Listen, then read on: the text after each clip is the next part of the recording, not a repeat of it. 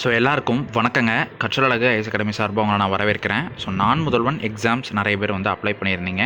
So அதுக்கான hall ticket வந்து இன்றைக்கி வந்திருக்குங்க. ஸோ இப்போ தான் வந்திருக்குன்னு நினைக்கிறேன். ஸோ நான் இன்றைக்கி மார்னிங் வந்து லாகின் பண்ணி பார்த்தேன். ஸோ ஹால் டிக்கெட் எதுவும் வந்த மாதிரி தெரியல. டேரெக்டாக நம்மளோட அப்ளிகேஷன் அண்ட் அந்த அப்ளிகேஷன் எடிட் பண்ணுறது இந்த மாதிரி இதுதான் வந்து காட்டுச்சு. ஸோ இப்போது லாகின் பண்ணி பார்த்தேன். கமெண்ட்லேயும் ஒரு நண்பர் வந்து சொல்லியிருந்தாங்க.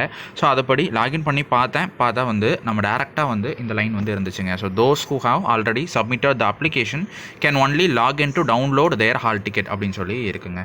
ஸோ இதில் பார்த்தீங்க அப்படின்னா டேரெக்டாக ஹால் டிக்கெட் டவுன்லோட் 2024 அப்படின்னு சொல்லி கொடுத்துட்டு எக்ஸாம் டேட் 8/9/2024. ஸோ அப்போது மாறுறதுக்கு வாய்ப்பு இல்லை. ஆர்பிஐ வந்து போட்டிருக்கிறீங்க அந்த எக்ஸாம் அப்படின்னா நீங்கள் எது உங்களுக்கு தேவையோ அதுபடி நீங்கள் வந்து எக்ஸாம் வந்து எழுதுங்க. ஸோ ஓகேங்க. இனிமேல் வந்து மாற்றம் வந்து இருக்காது. ஸோ அதனால் நீங்கள் படிச்சுட்டு இருந்தீங்க அப்படின்னா கொஞ்சம் அப்படியே வந்து கண்டினியூ பண்ணிடுங்க. மாற்றம் வந்து வாய்ப்பு இல்லை. ஓகே, 8ஆம் தேதி எக்ஸாமு பார்த்துக்கலாம்.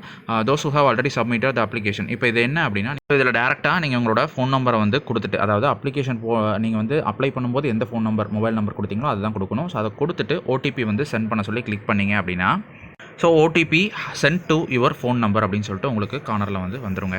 ஸோ இதுதான், இதை வந்து நீங்கள் இந்த மாதிரி வரணும். சில பேருக்கு வராது, கொஞ்சம் வெயிட் பண்ணி பாருங்கள். ஓடிபி வந்து சென்ட் ஆகுங்க. சென்ட் பண்ணதுக்கப்புறம் ஓடிபி என்டர் பண்ணி உள்ளே போனீங்க அப்படின்னா டேரெக்டாக ஈஸி ப்ராசஸ்ங்க. டேரெக்டாக உங்களுக்கு ஹால் டிக்கெட் தான் வரும். ஸோ இந்த மாதிரி டேரெக்டாக நெக்ஸ்ட் பேஜே வந்து உங்களுக்கு ஹால் டிக்கெட் வந்து வந்துடுங்க. ஸோ நான் முதல்வன் போர்ட்டல் இதான் லிங்க். ஆக்சுவலாக இந்த லிங்க் வந்து உங்ககிட்ட நான் வந்து கீழே டிஸ்கிரிப்ஷனில் கூட கொடுக்குறேன். நீங்கள் வந்து டேரெக்டாக கிளிக் பண்ணி நீங்கள் வந்து போய்க்கலாம். ஓகேங்க. ஸோ இதில் பார்த்தீங்க அப்படின்னா தமிழ்நாடு ஸ்கில் டெவலப்மெண்ட் கார்பரேஷன் போட்டு ஹால் டிக்கெட் ஃபார் நான் முதல்வன் ஏஐசிஎஸ்சிசி அப்படின்னு சொல்லி கொடுத்துருப்பாங்க. So UPSC prelims scholarship exam 2024 அப்படின்னு சொல்லி கொடுத்துருப்பாங்க.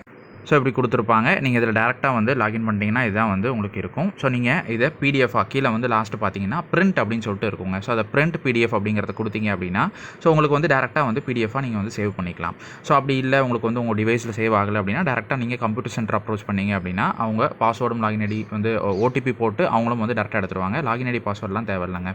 ஓகே. ஸோ இப்போது இதில் உங்களுக்கு ஷெடியூல் ஆஃப் த எக்ஸாமினேஷன் அப்படின்னு சொல்லி கொடுத்துருப்பாங்க. அதை வந்து நம்ம பார்த்துடலாம். So 8/9/2024 schedule of the examination date வந்து கொடுத்துருக்காங்க. ரிப்போர்ட்டிங் டைம் வந்து கொடுத்துருக்காங்க 9:30 காலையில் 9:30 அப்படின்னு சொல்லி கொடுத்துருக்காங்க. 9:30 ஸோ 9:30 AM வந்து அதே மாதிரி கேட் க்ளோசிங் டைம் வந்து 9:50 AM. ஸோ ரிப்போர்ட்டிங் டைம்லும் கேட் க்ளோசிங் டைமுக்கு முன்னாடி நீங்கள் வந்து போயிருங்க. ஸோ ரிப்போர்ட்டிங் டைமுக்கு போகணுன்னாலும் பிரச்சனை இல்லை. கேட் க்ளோசிங் டைமுக்கு முன்னாடி நீங்கள் வந்து அங்கே இருக்கணும். இப்போ ஒரு 9:30 போட்டிருக்கு அப்படின்னா நீங்கள் வந்து 9:45 நீங்கள் வந்து உள்ளே போகிற மாதிரி வந்து பார்த்துக்கோங்க. ஸோ இதை ரிப்போர்ட் பண்ணுற டைம். ஓகே. மேக்ஸிமம் எல்லாருமே அவங்கவுங்க டிஸ்ட்ரிக்ட்டில் தான் பக்கத்தில் தான் சென்டர் போட்டிருப்பீங்கன்னு நினைக்கிறேன். ஸோ தெரியாத இடத்துலையோ இல்லை வேறு ஏதாச்சும் ஒரு டிஸ்ட்ரிக்ட்டில் வந்து நீங்கள் போட்டிருந்தீங்க, ஏதாச்சும் உங்களுக்கு ஒரு சிச்சுவேஷன் வந்திருக்கு அப்படின்னா நீங்கள் வந்து முன்னாடியே போய் செக் பண்ணிக்கோங்க அது எங்கே இருக்குது அப்படிங்கிறது. ஓகே. அதே மாதிரி நீங்கள் வந்து போயிட்டு கரெக்டாக வந்து பஸ் இதெல்லாம் இருக்கா அப்படிங்கிறத எக்ஸாமுக்கு முந்தின நாள் ஒரு தடவை வந்து பார்த்துக்கோங்க. கொஞ்சம் டிஸ்டன்ஸில் நீங்கள் போட்டிருந்தீங்க அப்படின்னா. ஸோ இதெல்லாம் ஜென்ரலாக நடக்கக்கூடிய மிஸ்டேக்ஸ். இதெல்லாம் அவாய்ட் பண்ணணும். அதனால தான் வந்து சொல்லிட்டு இருக்கேன். ஓகே. அடுத்து எக்ஸாம் டைமிங்ஸ் வந்து பார்த்தீங்கன்னா 10 AM to 12 PM அவ்வளோதாங்க. ஸோ கிட்டத்தட்ட 2 மணி நேரம் தான். 10 மணி to 12 முடிஞ்சது. அடுத்து இம்பார்ட்டன்ட் இன்ஸ்ட்ரக்ஷன்ஸ் சொல்லி கொடுத்துருக்காங்க. என்ன அப்படிங்கிறத பார்த்துடலாம். ஸோ இது ஒன்றும் இல்லைங்க. பிரிங் த அட்மிட் கார்டு வந்து பிரிண்ட் அவுட் நீங்கள் வந்து எடுத்துக்கணும். Along with original photo ID card. So bold பண்ணி கொடுத்துருக்காங்க. நீங்கள் இந்த ஹால் டிக்கெட்டோட பிரிண்ட் அவுட்டும் உங்களோட ஒரிஜினல் ஐடி கார்டும் வந்து எடுத்துக்கணும். பிளாக் பால் பாயிண்ட் தான் வந்து யூஸ் பண்ணணும். ப்ளூ வந்து யூஸ் பண்ணக்கூடாது. To secure admission into the examination hall. So அதாவது எக்ஸாமினேஷன் ஹாலுக்குள்ளே உங்களை இது எல்லாமே இருந்தால் மட்டும் தான் வந்து அலோவ் பண்ணுவாங்க. Admit card must be preserved till the results. உங்களோட ஃபைனல் ரிசல்ட் வர வரைக்கும் இந்த அட்மிட் கார்டு வந்து வச்சிருக்க சொல்லுவாங்க. சில பேங்க் எக்ஸாம்ஸ் நீங்கள் அட்டன் பண்ணியிருப்பீங்க. ஸோ நீங்கள் வந்து ப்ரிலிம்ஸ் கிளியர் பண்ணி மெயின்ஸ் பண்ணாலும் அதே ஹால் டிக்கெட் வந்து எடுத்துகிட்டு வர சொல்லுவாங்க. ஸோ அதே மாதிரி இங்கேயும் ரிசல்ட்ஸ் வந்து வந்தாலும் உங்களுக்கு வந்து ஹால் டிக்கெட் வந்து இருக்கணும். ஸோ அதனால் ப்ரிசர்வ் பண்ணி வச்சுக்கோங்க. அடுத்து please note the entry into the examination venue. அதாவது 10 நிமிஷத்துக்கு முன்னாடியே வந்து க்ளோஸ் பண்ணிடுவோம் அப்படிங்கிற மாதிரி சொல்கிறாங்க. ஸோ 9:50 முன்னாடியே வந்து க்ளோஸ் பண்ணிடுவோம், நீங்கள் வந்து வந்துருங்க அப்படிங்கிற மாதிரி வந்து சொல்லியிருக்காங்க. இதையும் வந்து பார்த்துக்கோங்க. ஸோ விட மாட்டாங்க, கொஞ்சம் ஸ்ட்ரிக்டாக தான் இருப்பாங்க. அடுத்து for differently ability candidates additional 20 minutes வந்து தர்றாங்க எக்ஸாமினேஷனில். இது வந்து நோட் பண்ணிக்கோங்க டிஃபரெண்ட்லி ஏபிள்டு பர்சன்ஸ்க்கு. அடுத்து candidates should note that they shall not be allowed to appear in any other examination except the admit கார்டில் உங்களுக்கு என்ன சென்டர் இருக்கோ, ஸோ ஒரு ஸ்கூலோ காலேஜோ எது இருக்கோ, ஸோ அந்த இடத்துல மட்டும் தான் நீங்கள் வந்து எக்ஸாம் எழுத முடியும். ஸோ அந்த வேறு எக்ஸாம் சென்டரில் போயிட்டு உங்களால் எக்ஸாம் எழுத முடியாது. ஸோ அட்ரஸை பார்த்துக்கோங்க. சில ஸ்கூல்ஸ்லாம் வந்து ஒரே நேம் வந்து வச்சுருப்பாங்க, சில காலேஜஸ் வந்து ஒரே நேம் இருக்கும். ஸோ அது வந்து பார்த்துக்கோங்க. டிஸ்ட்ரிக்ட் அட்ரஸ் கரெக்டாக இருக்கா அப்படிங்கிறத பார்த்துக்கோங்க. அடுத்து your candidature to the examination is provincial. அதாவது இது வந்து கன்ஃபார்ம் கிடையாது. நீங்கள் வந்து எப்போ எக்ஸாம் எழுதி ரிசல்ட் பிடிஎஃப்ல வரீங்களோ அப்போ தான் கன்ஃபார்ம் அப்படிங்கிற மாதிரி வந்து சொல்லியிருப்பாங்க. அது நமக்கு தேவையில்லை.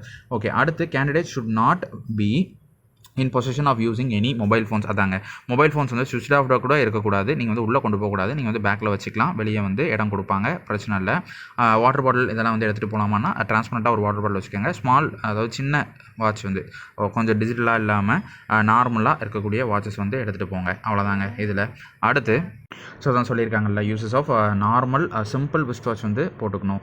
LS is allowed inside the examination hall. However the use of watches அது வந்து fitted with any special accessory அதெல்லாம் வந்து கொண்டு போக மாட்டாங்க. அதாவது உள்ளே விட மாட்டாங்க, கொண்டு போக விட மாட்டாங்க. ஸோ இது மட்டும் நீங்கள் வந்து பார்த்துக்கோங்க. அடுத்து இது there are 4 alternatives if the answer key. அதாவது மொத்தம் 4 ஆப்ஷன் இருக்கும் அப்படிங்கிற சொல்லியிருப்பாங்க. ஸோ நீங்கள் வந்து ஒவ்வொரு கொஷனுக்கும் ஒரு ஆன்சர் வந்து கொடுக்கணும். அப்படி நெகட்டிவ் மார்க்கிங் வந்து இருக்கும் அப்படிங்கிறது வந்து சொல்லியிருக்காங்க. பெனால்ட்டி வந்து டிடெக்ட் பண்ணுறாங்க. ஸோ 1/3 ஆஃப் த மார்க் வந்து டிடெக்ட் பண்ணுறாங்க. இது இந்த வாட்டி கொண்டு வந்திருக்காங்க. ஸோ ஃப்ரெஷர்ஸ் மறுபடியும் வந்து நான் வந்து சொல்கிறேன். ஸோ புதுசாக இந்த எக்ஸாம் அட்டன் பண்ண போகிறீங்க அப்படின்னா உங்களுக்கு ஒரு கொஷின் தெரியல அப்படின்னா நீங்கள் வந்து கண்டிப்பாக அதை விட்டுட்டு தான் வரணும். ஸோ நெகட்டிவ் மார்க்கிங் இருக்குது. நீங்கள் தெரியாதது கன்ஃபார்மாக தெரியும்னா மட்டும் வந்து போடுங்க. ஸோ 60 to 70% எனக்கு அந்த கொஷனுக்கு இதான் ஆன்சர்னு தெரியும் அப்படின்னா மட்டும் போடுங்க. இல்லை அப்படின்னா உங்களுக்கு வந்து ஐடியா இருக்காது. எப்படி இந்த நெகட்டிவ் மார்க்கிங்கால் வந்து நமக்கு மார்க்ஸ் நிறைய கம்மியாகும் அப்படிங்கிற ஐடியா உங்களுக்கு இருக்காது. நீங்கள் ஏதாவது எக்ஸாம் அட்டன் பண்ணியிருந்தீங்கன்னா உங்களுக்கு வந்து தெரிஞ்சிருக்கும் கண்டிப்பாக. ஓகே, அதனால் தெரிஞ்ச கொஷினை மட்டும் போட்டுவாங்க. ஸோ மார்க்ஸ் வந்து உங்களுக்கு கண்டிப்பாக ஆட்டோமேட்டிக்காக வரும். தெரியாத கொஷின் ஏதாவது போட்டு நீங்கள் அப்போ அடிச்சிருக்கிற கொஸ்டின் கரெக்டாக போட்டிருக்க கொஸ்டினும் உங்களுக்கு வந்து இல்லாமல் போயிடும் மார்க்ஸ். ஸோ அதனால் பார்த்து இது வந்து பண்ணணும். நெகட்டிவ் மார்க்கிங் இந்த வாட்டி தான் கொண்டு வந்திருக்காங்க. ஸோ என்ன அப்படின்னா ஓவராலாக கொஞ்சம் ஃபில்டர் பண்ணுறதுக்காக தான் மெயினாக வந்து கொண்டு வந்திருப்பாங்க. ஓகே, அடுத்து நைன்த் என்ன அப்படின்னா if a question is left blank. So இப்போது ஒரு கொஸ்டினை வந்து blank-ஆக விட்டுட்டோம் அப்படின்னா no answer is given by the candidate. அதாவது நம்ம அதை கண்டுக்காமல் அந்த கொஸ்டினை வந்து விட்டுட்டோம் அப்படின்னா there will be no penalty. So இடையில இப்போது லாஸ்ட் டிஎன்பிஎஸ்சி கூட ஒரு கொஸ்டினை வந்து விடக்கூடாது, ஆப்ஷன் வந்து கொடுக்கணும் அப்படின்னு வந்து சொல்லியிருக்காங்க. அதே மாதிரி தான் அதுக்கு அப்படி விட்டுருந்தோம் அப்படின்னா அதுக்கான மார்க்ஸ் வந்து டிடக்ஷன் வந்து இருக்கும் அப்படின்னு சொல்லியிருந்தாங்க. ஸோ அந்த மாதிரி இங்கேயும் வந்து விட்டால் வந்து மார்க்ஸ் டிடக்ட் பண்ணுவாங்களா அப்படின்னு கேட்டால் இல்லை. அதை தான் அவங்க தெளிவாகவும் சொல்லியிருக்காங்க. நீங்கள் வந்து ஏதாவது கொஸ்டின் ஆன்சர் பண்ணாமல் விட்டீங்க அப்படின்னா மார்க்ஸை வந்து பிடிக்க மாட்டாங்க. ஓகே, அடுத்து பார்த்துடலாம். So 10th answers other than those marked by the black ball point pen will not be evaluated. வேறு பென் வச்சு மார்க் பண்ணக்கூடாது. ஓகே, அடுத்து candidates who do not have clear photographs. இதான் மெயின். ஸோ ஃபோட்டோகிராஃப்ஸ் வந்து உங்களுக்கு hall டிக்கெட்டில் வந்து கிளியராக இல்லை அப்படிங்கிற பட்சத்தில் நீங்கள் வந்து என்ன பண்ணணும் அப்படின்னா நீங்கள் வந்து ஃபோட்டோ ஐடி கார்டு ப்ரூஃப் அது கூட சேர்த்து 2 பாஸ்போர்ட் சைஸ் ஃபோட்டோவும் நீங்கள் வந்து எடுத்துகிட்டு போகணும். எப்போ அப்படின்னா அவங்களோட சென்டருக்கு நீங்கள் வந்து எடுத்துகிட்டு போகணும். ஸோ இது வந்து மெயின். எக்ஸாம் வந்து நீங்கள் எடுக்க போகும்போது 2 பாஸ்போர்ட் சைஸ் ஃபோட்டோ வந்து எடுத்துகிட்டு போகணும். இவ்வளோ தாங்க. ஸோ கிளியராக இல்லாதவங்க ஸோ இவ்வளோ தான், இதுதான் வந்து கொடுத்துருக்காங்க. ஓகே, நீங்கள் வந்து எப்படி டவுன்லோட் பண்ணணும் அப்படிங்கிறத சொல்லிட்டு நீங்கள் வந்து டேரெக்டாக நம்பர் வந்து போட்டிங்க அப்படின்னாலே உங்களோட மொபைல் நம்பர் போட்டு ஓடிபி எடுத்தாலே உள்ளே போயிடும். ஸோ நீங்கள் வந்து டேரெக்டாக பிடிஎஃப் வந்து டவுன்லோட் பண்ணிக்கலாம். ஸோ ஓகேங்க, டவுன்லோட் பண்ணிடுங்க. ஸோ படிச்சுட்டுருங்க. நெக்ஸ்ட் வீடியோவில் பார்ப்போம். அடுத்தடுத்து நம்ம வீடியோஸ் வந்து வந்திருக்கும். ஸோ இப்போ லாஸ்ட்டாக ஒரு வீடியோ வந்து வந்திருக்கும்னு நினைக்கிறேன், எப்படி நோட்ஸ் வந்து டவுன்லோட் பண்ணுறது அப்படின்னு பார்த்து உங்களுக்கு தேவைப்படுச்சுன்னா வந்து மெயில் பண்ணுங்கள். ஓகேங்க, நெக்ஸ்ட் வீடியோவில் பார்ப்போம். அது வரைக்கும் சேஃபாக இருங்க, படிங்க, பார்க்கலாங்க.